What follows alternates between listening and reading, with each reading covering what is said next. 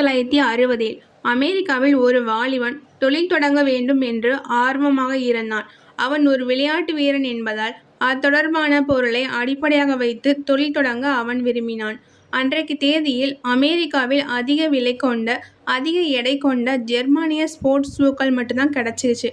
அதற்கு பதிலா ஜெர்மானிய கம்பெனி ஸ்போர்ட்ஸ் ஷூவை இறக்குமதி செஞ்சு விற்றா அந்த வியாபாரம் நல்லா வெற்றி பெறும்னு அவனுக்கு தோணுச்சு. ஒரு நாள் அவங்க அப்பாட்ட அவனோட விருப்பத்தை சொல்கிறான். அவனோட அப்பா அவனுக்கு $50 கடனாக கொடுக்குறாரு. அவனோட தொழில் வெற்றி பெற்றதும் அதை திரும்பி தந்துவிடணும்னு சொல்லிட்டு அவங்க அப்பா சொல்கிறாரு. அவன் அதை வச்சுக்கிட்டு தொழில் தொடங்குறான். அவன் படிச்சிருந்தது MBA. படிக்கும் போதே அந்த தொழிலை பற்றி அவன் ஆராய்ச்சி பண்ணியிருந்தான், கட்டுரைகளை எழுதியிருந்தான். அவன் கனவு முழுவதும் அந்த வியாபாரம் தொடர்பாக தான் இருந்துச்சு. ஆனால் தொழில் தொடங்க கனவும் திட்டம் மட்டும் போதுமா? முதலீடு தான் முக்கியம். இந்த சூழ்நிலையில் தான் விளையாட்டில் அவனுக்கு கோச்சாக இருந்தவங்க தான் அவன் கூட சேர்ந்து பிஸ்னஸ் பண்ணணும்னு சொல்லிட்டு ஆசைப்படுறேன்னு சொல்கிறாங்க. 2 பேரும் அவங்க சேர்ந்து அவங்களோட சேவிங்ஸ் எவ்வளோ வருதுன்னா $500 வருது. அவனோட திறமையால் அவன் ஜப்பான் கம்பெனிலேருந்து குறைந்த முதலீட்டில் தரமான ஷூவை இறக்குமதி செய்கிறான் அந்த வாலிபன். இப்போது அந்த காலணிகள் எல்லாத்தையுமே ஒவ்வொரு கடையாக கொண்டு போய் விற்கிறதுக்கு போகிறாங்க. அவனும் அவனோட கோச்சும். எந்த கடையும் அந்த ஷூவை வாங்க தயாராக இல்லை. புது வரவு, இது விற்குமா இல்லையான்னு சொல்லிட்டு எல்லாருக்கும் சந்தேகம். அதனால் பணத்தை எல்லாம் நாங்கள் இந்த ஷூவில் நாங்கள் போட்டு முடக்க முடியாதுன்னு சொல்லிட்டு சொல்லிடுறாங்க. தோற்று போனதாக முடிவு செய்து மூளையில் அவங்க போய் உட்காரல. அவன் யோசித்தான். ஒரு யோசனை வந்தது. அவனும் அவனோட கோச்சும் அவங்களோட ஷூவை அவங்க காரில் எடுத்துக்கிட்டு போகிறாங்க. விளையாட்டு வீரர்கள் அதிகமாக செலவிடும் மைதானத்துக்கு நேரடியாக போகிறாங்க. அந்த ஷூவை அவனோட காரில் டிக்கியில் அழகாக அடுக்கி வைக்கிறான். அந்த வாலிபன் அவனோட பேச்சு திறமையால் அவன்கிட்ட இருக்க ஷூவோட அந்த தரம் எல்லாத்தையும் எடுத்து சொல்கிறான். அந்த ஷூ நல்லா விற்கிது. ஒருவேளை அவன் கடை அமைச்சு விற்றுருந்தா கூட அந்தளவுக்கு சேல்ஸ் ஆகிருக்காது. நேரடியாக மைதானத்துக்கு போய் விற்பனை செய்தது அவனுக்கு அதிக லாபம் கிடச்சிச்சு. அந்த லாபத்தை முதலீடாக வச்சு ஸ்போர்ட்ஸ் ஷூக்கு தனியாக ஒரு கடை உருவாக்குறான். அந்த கடை ப்ளூ ரிப்பன் ஸ்போர்ட்ஸ் சொல்லிட்டு அந்த கடைக்கு பேர் வைக்கிறான். சில ஆண்டு அந்த கடை நல்லா செயல்படுது. உங்களுக்கு ஒரு உண்மை சொல்லவா?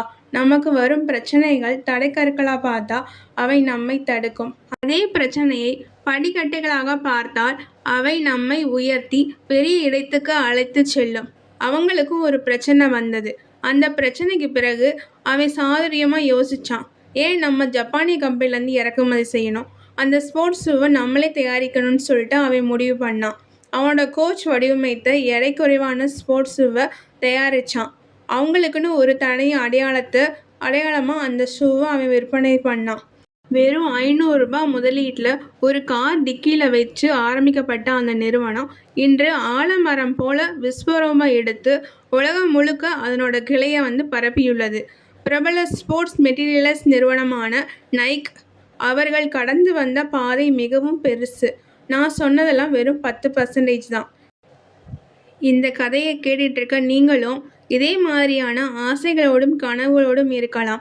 ஆனால் நம்மிடம் போதுமான அளவு அமௌண்ட் இல்லாமல் அல்லது இதை வச்சுக்கிட்டு சின்ன அளவில் தொடங்கினாலும் நம்மளை பார்த்து அடுத்தவங்க என்ன நினைப்பாங்கன்னு சொல்லிட்டு இருக்கலாம். நம்ம அவமானப்படுத்துவாங்க என்று நினைத்து கொண்டு தொடங்காமலே அல்லது தொடங்கிவிட்டோ வருந்தி கொண்டு இருக்கலாம். அப்படி இருந்தீங்கன்னா ஒன்றை மட்டும் மனசில் நினைங்க. இந்த உலகத்தில் நீங்கள் அண்ணாந்து பார்த்த பல நிறுவனங்கள் மிக மிக சாதாரண துவக்கங்களை கொண்டவைகள்தான்.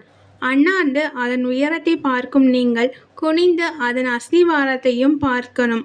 பல நேரங்களில் நம்மை தடுப்பது இந்த அடுத்தவர்கள் என்ன நினைப்பார்கள் என்ற எண்ணம்தான். யோசித்து பாருங்கள்.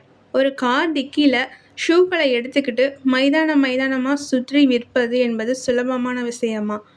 பார்ப்பவர்கள் என்ன மாதிரியான மரியாதை அவங்களுக்கு கொடுத்துருப்பாங்க. அதுவும் பில் நைட். அப்போது அவனுக்கு 21 வயசு தான். ஸ்டான்ஃபோர்ட் பல்கலைக்கழகத்தில் MBA முடித்த பட்டதாரி.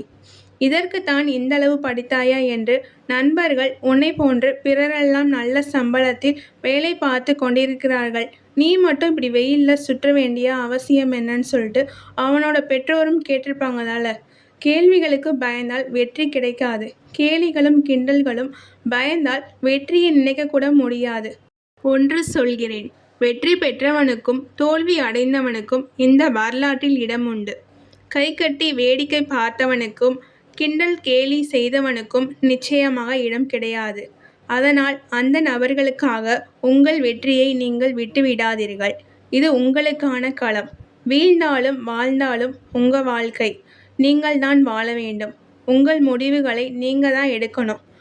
உங்க முயற்சிகளை நீங்க தான் தொடங்க வேண்டும். இந்த மாதிரி மோட்டிவேஷ்னல் ஸ்டோரிஸ் பார்க்க எங்கள் சேனலை லைக் பண்ணுங்கள், ஷேர் பண்ணுங்கள், சப்ஸ்கிரைப் பண்ணுங்கள்.